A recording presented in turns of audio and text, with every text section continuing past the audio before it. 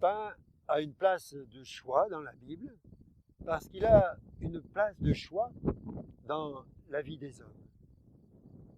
Parce que le pain est la nourriture de base de la plupart des civilisations.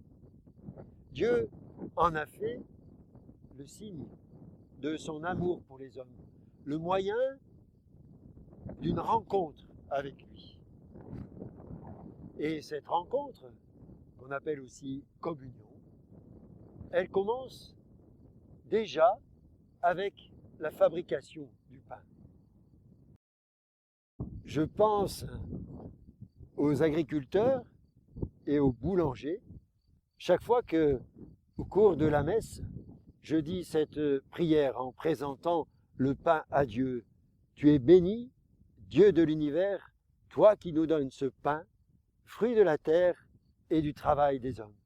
Cette prière est une prière très ancienne, tirée d'une bénédiction juive, qui avait pour but de remercier Dieu pour le don du pain. Fruit de la terre et du travail des hommes. Que veulent dire ces mots? Fruit de la terre n'est pas la seule. Il y a bien sûr aussi la pluie, le soleil, et c'est sous l'effet de la pluie, du soleil, de la terre nourricière que le grain jeté en terre peut lever et porter du fruit. C'est la nature, les saisons, c'est le travail de Dieu. Et puis il y a aussi, bien sûr, le travail de l'homme qui cultive la terre, le travail du boulanger qui pétrit la pâte, qui fait cuire le pain. Ainsi se conjugue dans le pain cette rencontre, le travail de Dieu